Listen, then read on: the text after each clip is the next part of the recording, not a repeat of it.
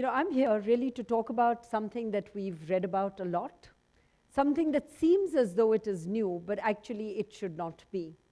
And it's a topic that concerns not just the corporates, but it should concern all of us. I'm talking about CSR, which we know as corporate social responsibility. We either need to call it collective social responsibility or simply corporate responsibility. So what do we mean when we say corporate social responsibility? What is social about corporate responsibility?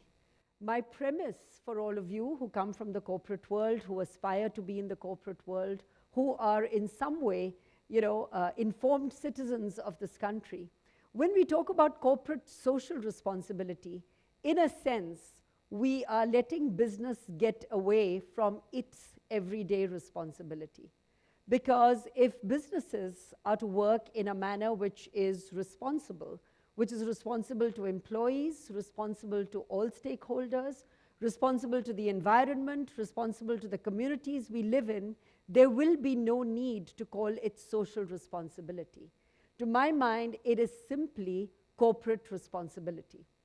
Take some things that all of us, not just in Bangalore, but everywhere in this country, are dealing with on an everyday basis.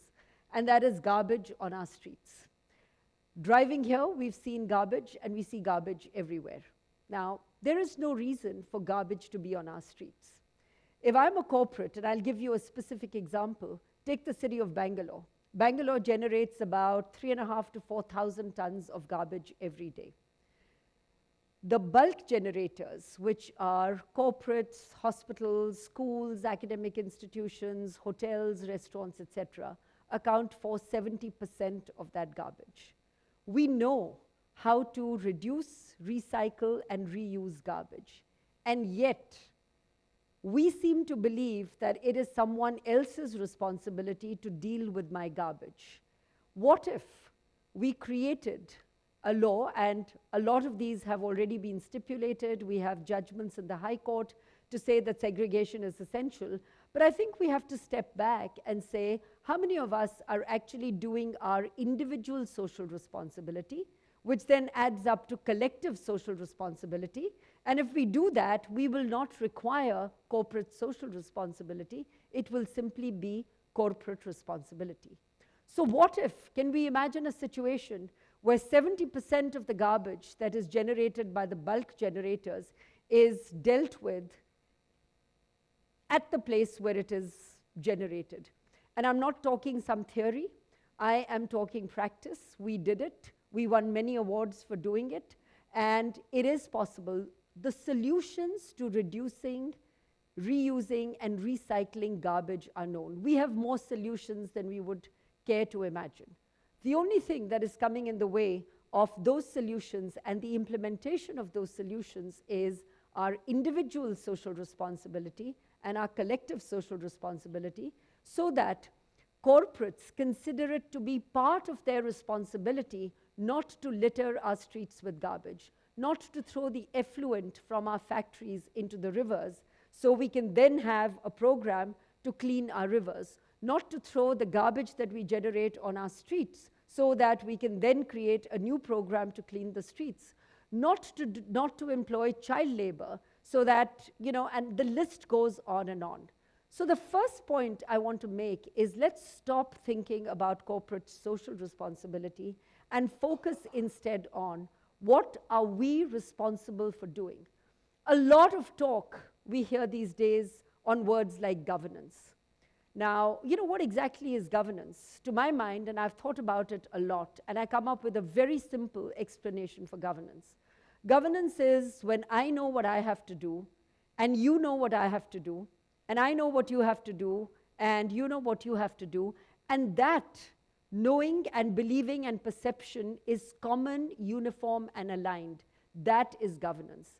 If all of us simply did what we are responsible for doing, frankly, there would be very little reason to monitor, audit, impact, and so on. So the whole essence as we move forward has to be towards simply corporate responsibility. And I say, if we need to retain the S word, let's call it corporate sustainable responsibility and not social responsibility. Because tomorrow we will come up with corporate environmental responsibility, corporate community responsibility, and so on and so forth. The reason why I'm saying this is because it is a topic that we read about a lot. The first report has been published after the first year of the New Companies Act, which actually shows how well corporate India has done with its corporate social responsibility in the first year of implementation. And I'm taking this from a report that was published by one of our large research and ratings houses. And just to summarize for all of you, this was mandated in the Companies Act 2013. The first year of implementation was the fiscal year ended 2015. The average spend in 2015 was 1.35%, as compared with the stipulated amount of 2%. And this is on the basis of work that has been done to analyze the 3,855 companies we have in the BSE, of which 1,300 qualified for CSR, which is the definition of a certain revenue, a certain profit, and a certain net worth. 75% of those 1,300 companies, or roughly about 1,000 companies, actually implemented CSR programs, even though this is something that was mandatory. And what do we know about those programs? 50% of those 1,000 companies that were analyzed spent more than 2% of their average profit of the last 3 years on CSR activities, and we'll talk about what those are in a minute. 28% actually spent less than 1%, so the blended average we have is of 1.35%. Another 10%, or roughly 100 companies, said in their annual reports that they are still finalizing their plans, and another 10% roughly, or another 100 companies, was simply silent. This is on CSR. Now, what was also very interesting was that the smaller companies actually did better than the larger companies on the classical definition of CSR. So companies with revenues between 100 to 500 crores, about 53% spent more than 2%, and 26% spent less than 1%. Amongst companies with revenues of greater than 10,000 crores, which are the large companies, 31% compared to the 53% spent more than 2%, and 36% spent less than 1%.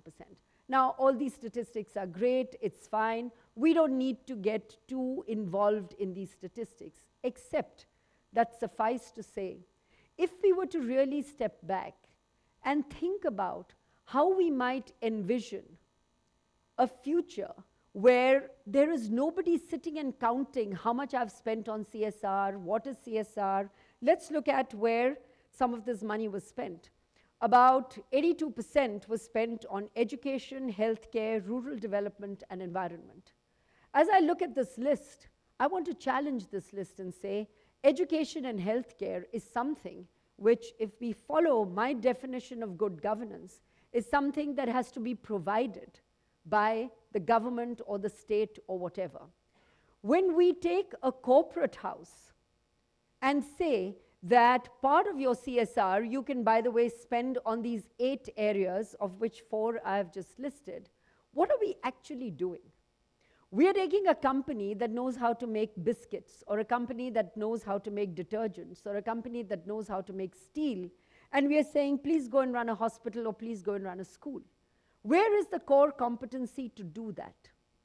If instead of this, we were to think of this not as corporate social responsibility, but simply as corporate responsibility, and say to the people who are in healthcare, whose core business is to run a hospital, you run better hospitals, you provide great healthcare at affordable prices.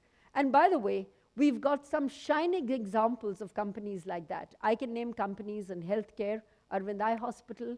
I can name companies in providing irrigation, who have actually embedded a social cause into their business model. Now, the moment I embed a social issue into the business model, I am creating longevity. I am creating a sustainable way to address an enduring problem, I am creating, an advantage which is there forever. So let me be specific. What do I mean by this? Now, we do know, I'm going to take a simple example out of healthcare and nutrition. 70% of school-going children in India today are undernourished or malnourished. If you look at the statistics across women and children, it is actually a very, very horrifying statistic for India. We also know that in India, we lose approximately 1.5% to 2% of our GDP every year, where the underlying cause is undernutrition, which leads to a symptomatic cause, which is low productivity.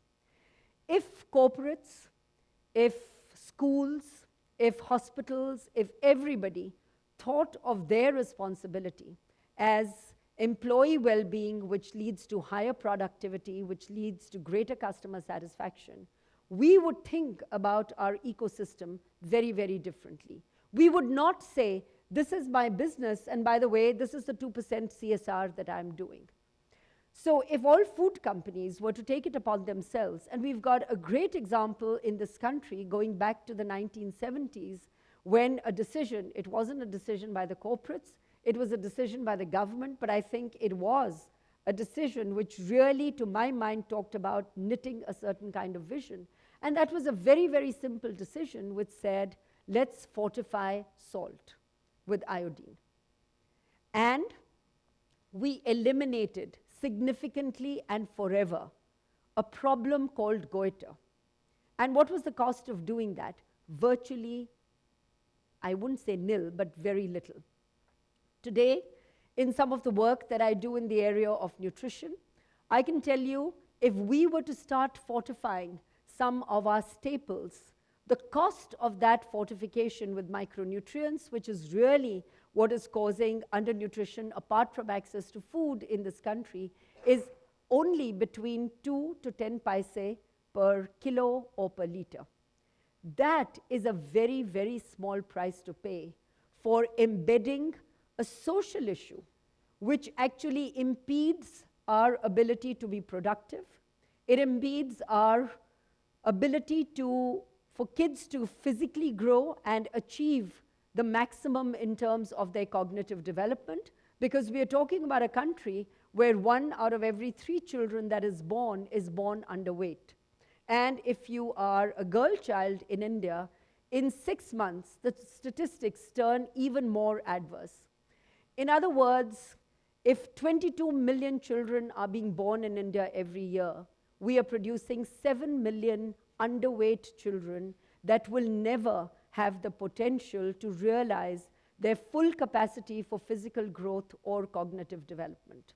So if I'm a food company today, if I'm a company that even indirectly impacts the food ecosystem, should I not be thinking of my corporate social responsibility as my corporate responsibility and saying, what is it that I can do in the business that I do every day, not in my CSR, but in the business that I can do every day to address some of these endemic issues, which, by the way, require the public-private partnership of the government, the NGOs, the private sector, the civil society, development agencies, and so on. Because we've got to stop thinking of the world we inhabit as my company, my business, my community, and think of a much larger ecosystem. If we do not address problems comprehensively, if we do not address problems in a manner which is systemic, we are never going to realize the dream of living in a society, of living in a culture, of living in a world which is a world of development, growth, and understanding for everybody. So doing well and doing good is conscientious capitalism. Now, conscientious is a word, like listening perhaps, that has just gone out of our vocabulary. And conscientious simply means that I do, with great genuineness and great authenticity, that which I am meant to do. So if I'm a corporate sector, I follow the rules, I don't pollute the rivers, I don't throw garbage on the street, If I'm an individual citizen, I do the same, and so on and so forth.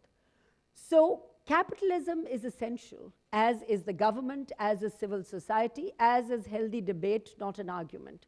I would say as is healthy dialogue, not even a debate. So if we work on the basis of something called conscientious capitalism, we very quickly come to the realization that it is not business versus society. I've sat in many, many forums where if you're from the private sector, you are perceived in a certain way, and somehow there are many things that the private sector does that the private sector should not be doing. Why does this perception exist? The private sector believes that the government really can't act with efficiency and so on and so forth.